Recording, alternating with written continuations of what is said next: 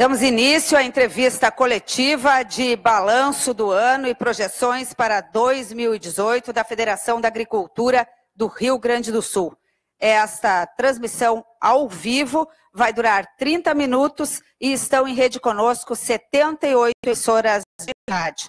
Rádio Bandeirantes AM, FM e Rede Bandsat, Rádio Band News, Rádio CBN, Rádio Gaúcha e Rede Gaúcha Sat, Rádio Guaíba e Rede Guaíba Sat, Rádio Pampa, transmissão também pela internet, pelo site da Farsul e pelo Facebook, Rádio Comunitária Cultura de Ajuricaba, Rádio Tchê Alegrete de Alegrete, Rádio São José de Amaral Ferrador, Rádio Cultura de Antagorda, Rádio Difusora Fronteira de Arroio Grande, Rádio Cultura de Arvorezinha, Rádio Cultura de Bagé, Rádio Cidade de Bossoroca, Rádio Sobral de Butiá, Rádio Caçapava de Caçapava do Sul, Rádio Cultura Caciquiense de Caciqui, Rádio Fandango de Cachoeira do Sul, Rádio Camaquense de Camaquã, Rádio Vale do Jacuí de Canelária, Rádio Liberdade de Canguçu, Rádio Gazeta de Carazinho, Rádio Liberdade de Catuípe, Rádio Caxias de Caxias do Sul, Rádio São Francisco de Caxias do Sul, Rádio Comunidade de Condor, Rádio Guarita de Coronel Bicaco, Rádio Metrópole de Criciúmal, Rádio Cruz Alta de Cruz Alta, Rádio Sulina de Dom Pedrito, Rádio Difusão de Erechim, Rádio Tchê Erechim de Erechim, Rádio Planetário de Espumoso, Rádio Cultura de Fontoura Xavier, Rádio Garibaldi de Garibaldi, Rádio Sideral de Getúlio Vargas, Rádio Giruá de Giruá, Rádio Aurora de Guaporé, Rádio Erval Sul de Erval, Rádio Vera Cruz de Horizontina, Rádio EPU de Ibirubá, Rádio CBS de Ibirubá, Rádio Repórter de Ijuí, Rádio Cultura de Jaguarão, Rádio Jaguari de Jaguari,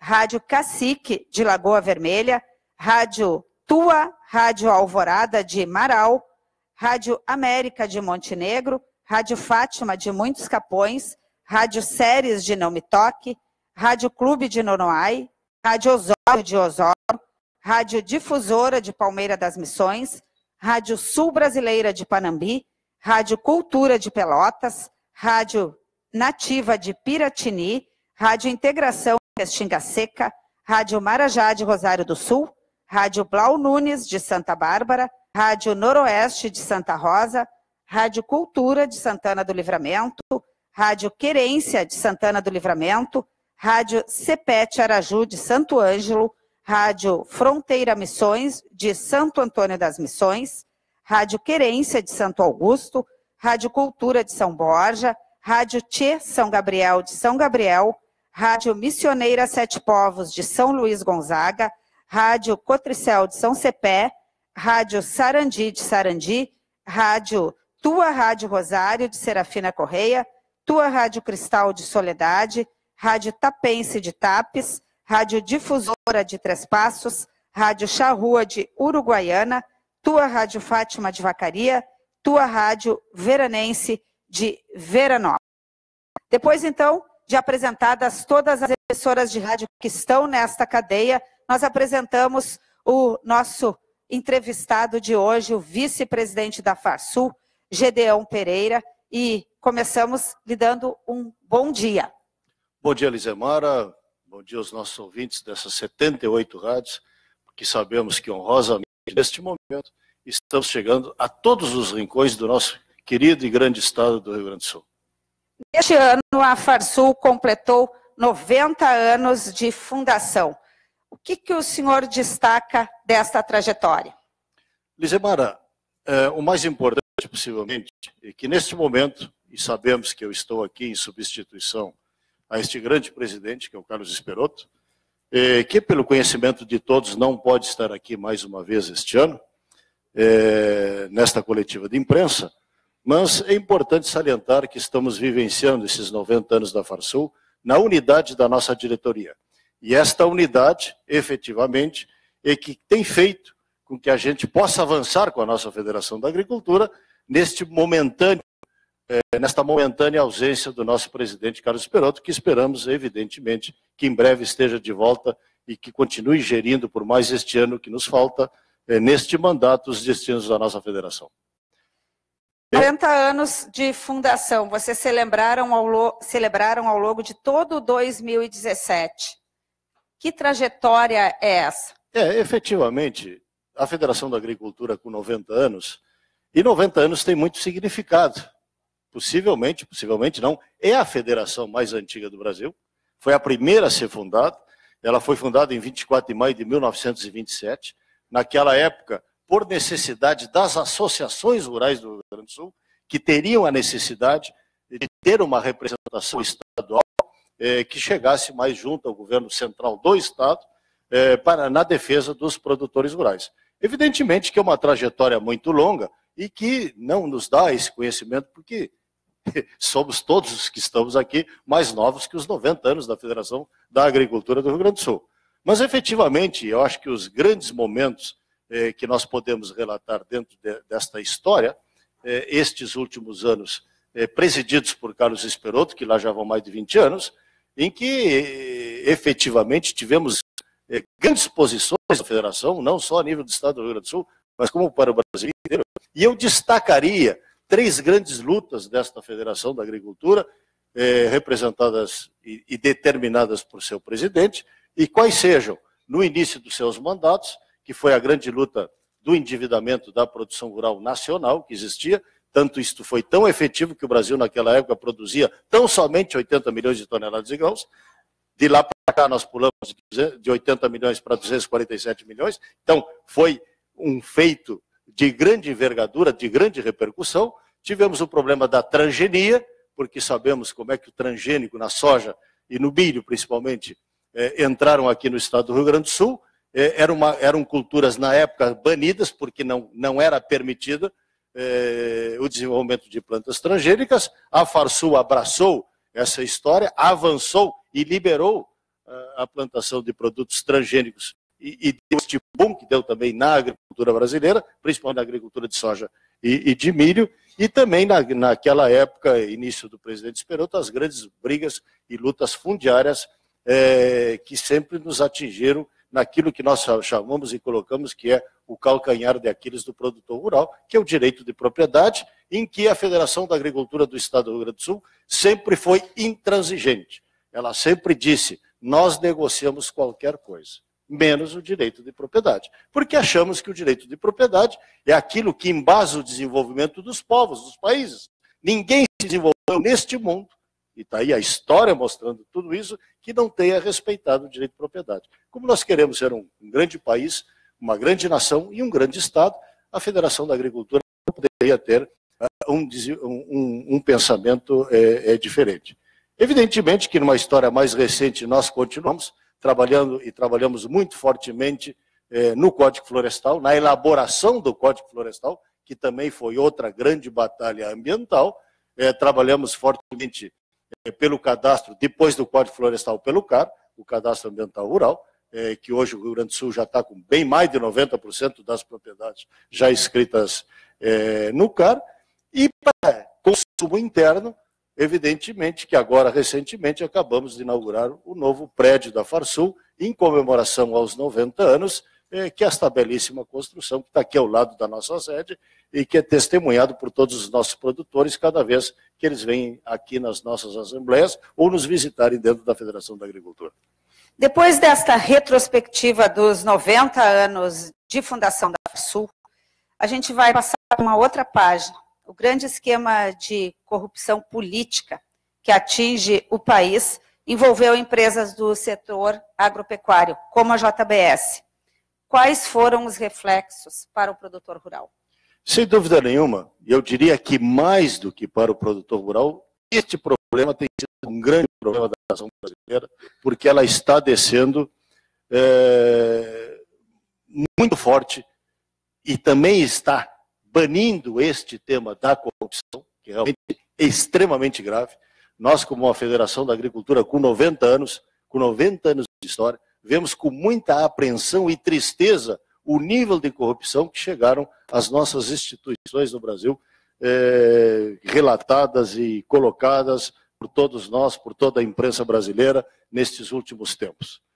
Evidentemente que nós não ficamos imunes às crises que aconteceram em função da corrupção que aconteceu no Brasil.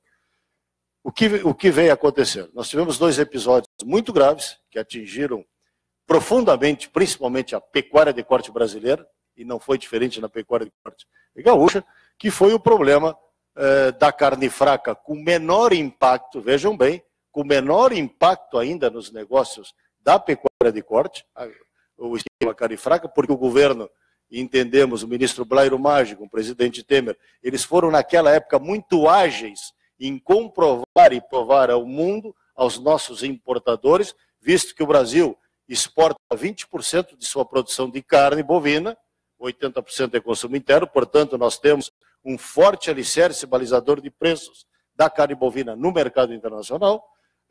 Este ministro com o presidente da República foram muito ágeis em comprovar as questões que eram pontuais no Brasil e a carne fraca ela passou e não trouxe tanto problema como trouxe a delação premiada da JBS, porque JBS, por ser um grupo, o maior grupo de carne e proteína animal do mundo, ela, quando teve repercussão naquela delação premiada, detonou os mercados porque fecharam N plantas frigoríficas no Brasil Central, embora a JBS, planta bovina, não tenha no estado do Rio Grande do Sul, aqui eles têm suíno e frangos, aves. No momento em que detonou este processo, fecharam plantas no Brasil Central, o preço da arroba do boi, que no Brasil Central estava em torno de R$150, aqui no Rio Grande do Sul, com as nossas premiações, nós estávamos na beira de R$160.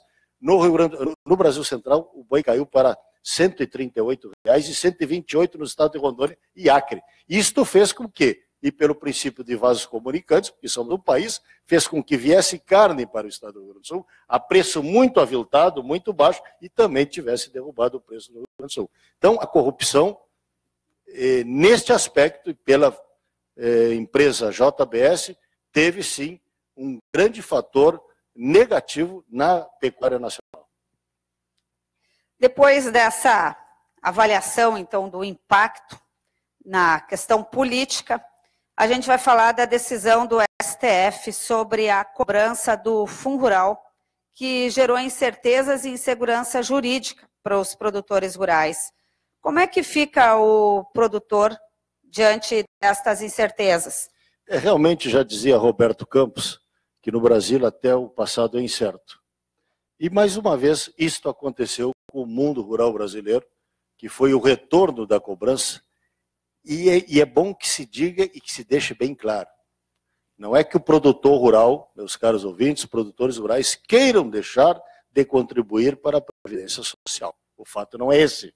Tanto é que, possivelmente, hoje está sendo votado no Congresso Nacional, nós vamos ter o retorno do Fundo Rural, ainda que a alíquota reduzida, a partir de janeiro de 2018. O que houve é que nós tínhamos uma tendência do próprio STF, que estava nos dizendo que o Fundo Rural era inconstitucional, e tivemos um avalanche de ações do Judiciário brasileiro, determinando e dando liminares aos produtores rurais, no sentido, inclusive algumas já julgadas em segunda instância, e até determinando que os produtores rurais fossem atrás de ressarcimento por imposto indevidamente recolhido. Bom, criou este cenário no país como um todo, e o produtor rural simplesmente entrou com liminares, algumas indústrias deixaram de recolher, o fato é que muita gente passou a não recolher o Fundo Rural. Isso aí aconteceu de 2010 para cá, se não me equivoco, alguns produtores com liminares, então se criou um passivo frente à Previdência Social monumental, praticamente quase que intransponível para os produtores rurais e muitas indústrias brasileiras do agronegócio, vinculadas ao agronegócio. Então trouxe essa dificuldade, e aí a Federação da Agricultura do Rio Grande do Sul, que vinha debatendo no seu plenário, com seus sindicatos rurais, nas suas assembleias, determinou 2 ações. Uma ação no âmbito judicial, e que trabalhamos e ainda estamos trabalhando, tanto com a ação com liminares determinadas em primeira instância, aqui no estado do Rio Grande do Sul, no sentido da inconstitucionalidade do Fundo Rural, ainda nos habilitamos no STF como amicus curiae, que não fomos aceitos, diga-se de passagem, e ainda recorremos, e estamos recorrendo pelo fato de o STF não ter nos entendido como amicus curiae na ação do STF, que determinou agora a constitucionalidade do Fundo Rural por 6-5, seguimos trabalhando também numa vertente, diria assim, num plano B. Então teremos um plano A judicial e um plano B de execução de trabalho a nível de Congresso Nacional, justamente para mitigarmos, vamos dizer assim, ou minimizarmos para o produtor rural este grande impacto que está colocado para esses próximos dias. O que está sendo colocado no Congresso Nacional? Uma nova, a medida provisória 793, que caducou semana passada.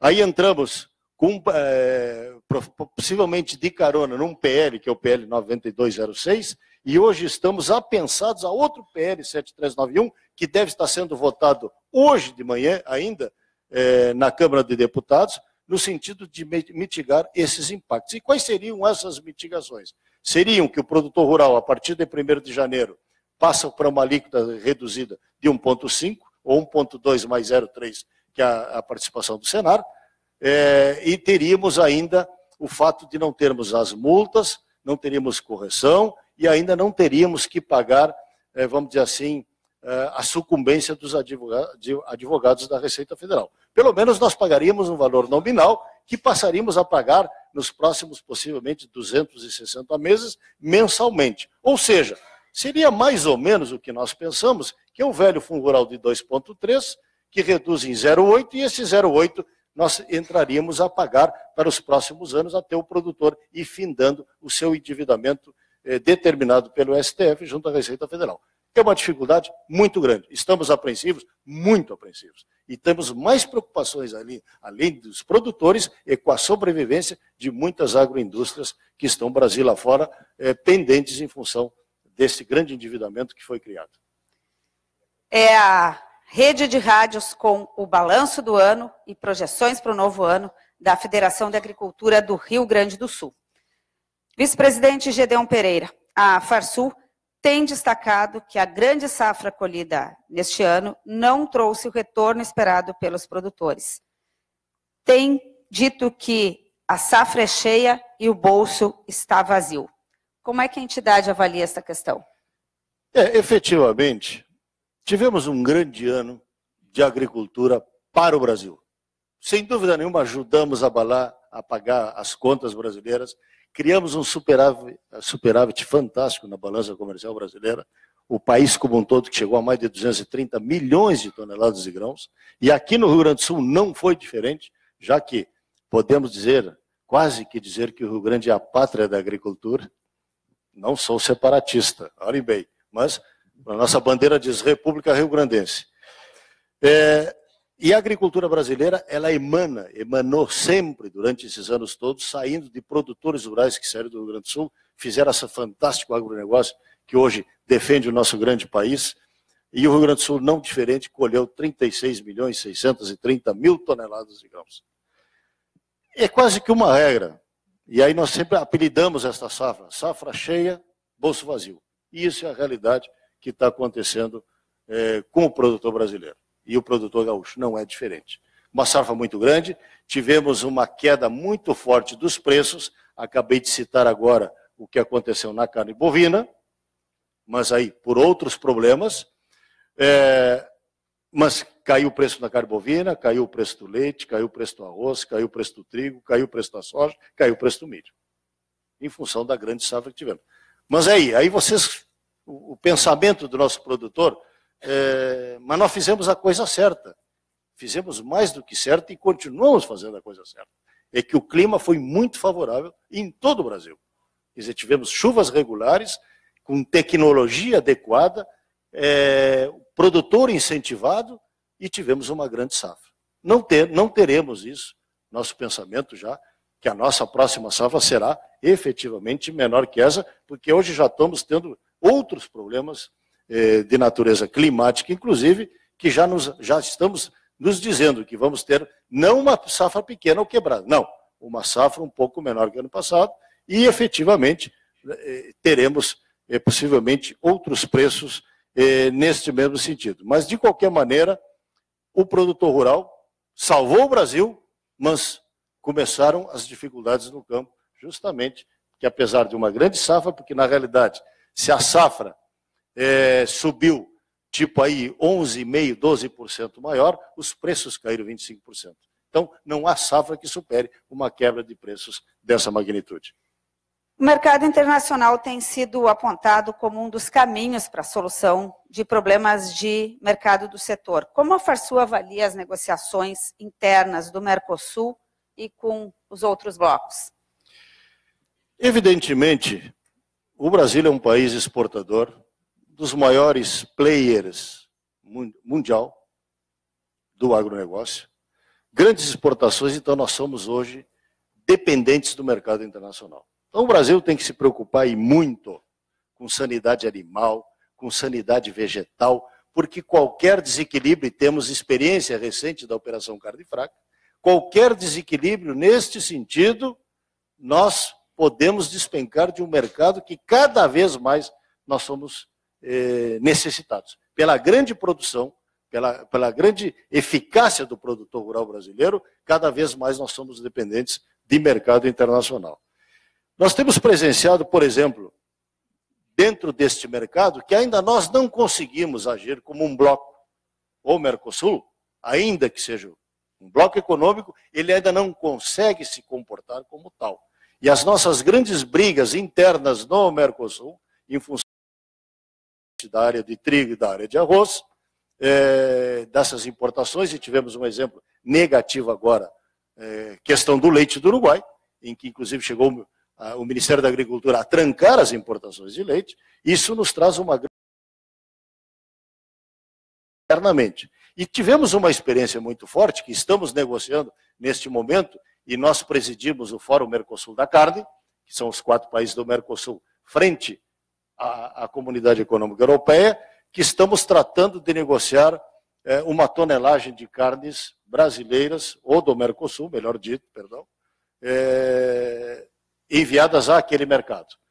Então nós estamos vendo as dificuldades que nós temos como países, e na última reunião em Brasília, e o que nos preocupa um pouco, é que enquanto a Europa são mais de 20 países da Comunidade Econômica Europeia, e era uma negociadora, nós tínhamos que ter 4 embaixadores, 4 negociadores, porque somos 4 países do Mercosul, ou seja, nós estamos vendendo ao mundo que nós não temos uma imagem de uma unidade de Mercosul. Esta é uma realidade que vem nos acontecendo. Então, efetivamente, o que está acontecendo? Precisamos, sim, afinarmos essa unidade de bloco, temos que pensar como bloco, temos que sair mais do que... Vejam bem que no Mercosul nem o trânsito de pessoas nós não temos. Os automóveis parece que são mais importantes que nós, porque os automóveis cruzam livremente nas fronteiras.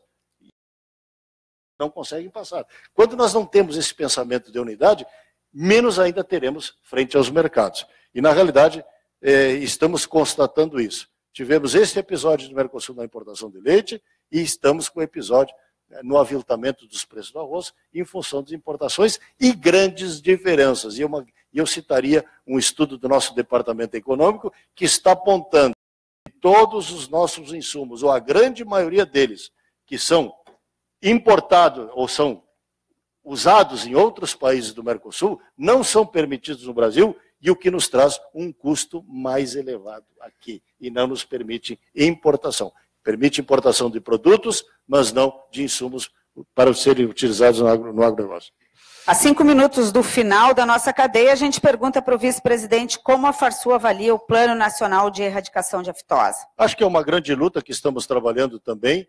A Federação da Agricultura é cética a respeito da retirada pura e simplesmente da vacina sem pré-requisitos.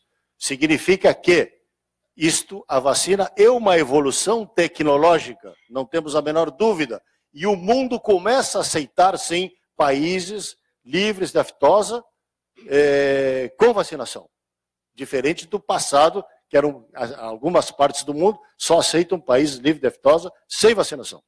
Na realidade, isso é uma evolução tecnológica, nós precisamos fazer uma tarefa muito grande, principalmente de fiscalização de portos, aeroportos e a fronteira. O Brasil é um país continental, tem fronteira com vários países, ainda que esses países estão nos dizendo, através do Mercosul, sim, das nossas reuniões do Grupo Farm, que vão continuar vacinando, o Brasil é que está se aventurando. E nós, como Federação da Agricultura, estamos solicitando que se façam algumas tarefas de vigilância sanitária, estabelecer alguns temas necessários e exigidos pela OIE para que possamos dar este passo. Nós temos prazo até 2021 para tomarmos a decisão final. Como é que o senhor avalia a importância do sistema sindical para o produtor rural, a Farsul, o Senar, a Casa Rural? É tão difícil avaliar esta situação, porque se nós temos uma Federação da Agricultura que defende os produtores rurais há 90 anos, e como sistema sindical há 52 anos, o produtor rural nosso tem o hábito de quando ele tem um problema lá na sua fazenda, no seu interior, a primeira coisa que ele se lembra do sindicato rural. Quando ele não resolve o problema com o sindicato, com a diretoria, o presidente do sindicato rural, ele se lembra, vou na Farsul. E quando a Farsul não consegue resolver o problema, vai para a CNA. Então, nós temos um sistema constituído de representação e ninguém é maior neste país em termos de representação do produtor rural que o nosso sistema sindical. Então, esta é a importância do sistema sindical. Agora, nós sentiríamos muita saudade, evidentemente, e aí descobriríamos o quão é importante se isto faltasse. Então, na realidade, esta é a grande relevância e a importância que tem o sistema sindical, porque ele tem luta, ele tem trabalho, sempre na defesa do produtor rural e, muito mais importante, no desenvolvimento deste país, porque nós somos produtores, nós produzimos alimentos e o nosso sistema está para defender os produtores que produzem alimentos para as mesas dos brasileiros e do mundo.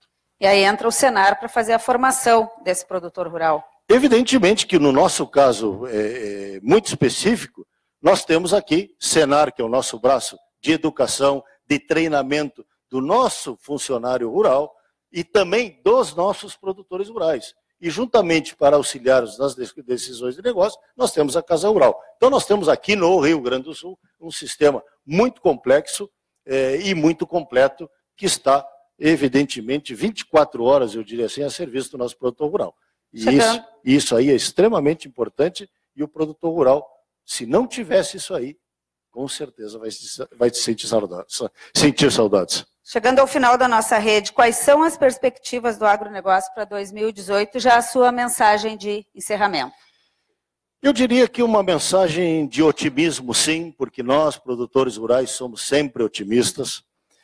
Sabemos que vamos ter uma safra provavelmente menor que a dos recordes do ano passado, isso vai ser no Rio Grande e possivelmente vai ser no Brasil, porque a base do ano passado foi muito forte. Mas isso nos traz a esperança e a expectativa de que possamos ter preços melhores e mais compensadores que o ano passado, que possam compensar esta diminuição de produção em termos de mais recursos no bolso dos produtores rurais, para que eles possam continuar investindo no próximo ano. Estamos desvendando novos mercados, principalmente mercados de exportação de carne bovina. Estamos chegaremos em 2018 a países que antes nem pensavam em comprar do Brasil, e com muito foco nos mercados asiáticos. Porque hoje o grande importador do Brasil, sem dúvida nenhuma, dos mercados é a Ásia. Muito obrigada ao vice-presidente da Farsul, Gideon Pereira, com essa mensagem de otimismo, então, para 2018. Se desfaz esta rede de 78 emissoras de rádio que transmitiu o balanço de 2017 e as projeções de 2018 do sistema Farsul.